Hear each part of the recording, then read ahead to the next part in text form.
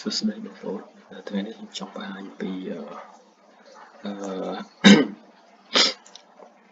ការបង្កើត account Binance អញ្ចឹងយើងដឹងហើយនៅលើវិស័យ cryptocurrency Binance គឺជា exchange ធំមួយលំដាប់ពិភពលោកដែលគេប្រើទូទៅហើយវាមានសុវត្ថិភាពខ្ពស់ជាងគេហើយនិយាយទៅគឺវាធំជាងគេនៅវិស័យហ្នឹងអញ្ចឹងយើងត្រូវបង្កើត register account អញ្ចឹងដើម្បីបង្កើត account Binance បានគឺតើអ្នកដឹងហើយគឺជាទូទៅយើងត្រូវមាន account email មួយជាទូទៅយើងប្រើ Gmail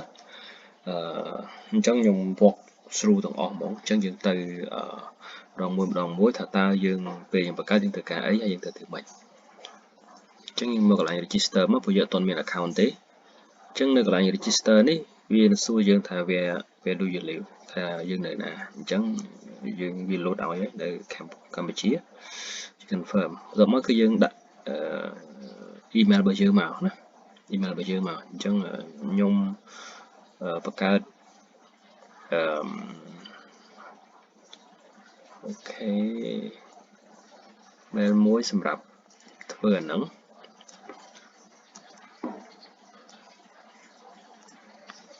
អញ្ចឹងខ្ញុំយកវាមកទុកនៅក្រៅសិនកុំឲ្យ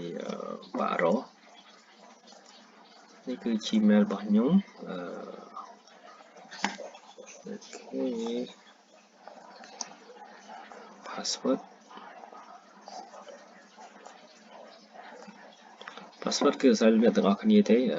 តើគ្នាចង់ដាក់មិនក៏បានដែរធ្វើឲ្យយើងចាំអូខេបន្ទាប់ពីយើងដាក់ email និង password ហើយបងប្អូនគ្នា click កន្លែង agree នេះមក and create អូខេវាផ្ញើ email មកយើងមួយដើម្បី verify ដើម្បី confirm ជាងទៅ Gmail របស់យើងមក Gmail ចូលទៅ Gmail របស់យើង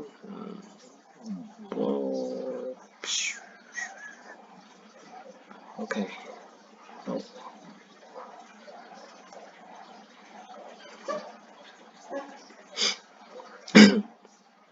យើងចូលទៅ Gmail របស់យើង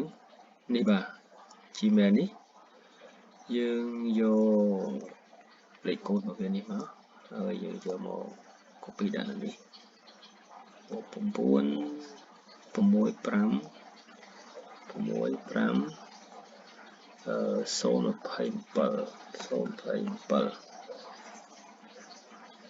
អូខេ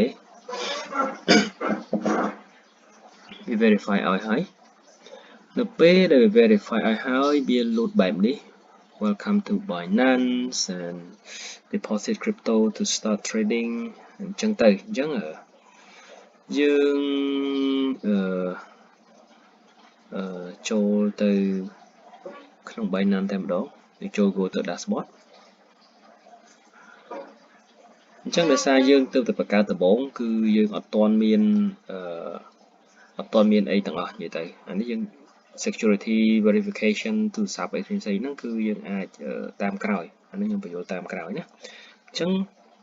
អានេះវានឹងឲ្យយើង verify ម្ដងមួយអានេះគឺយើង verify ទៅលើ email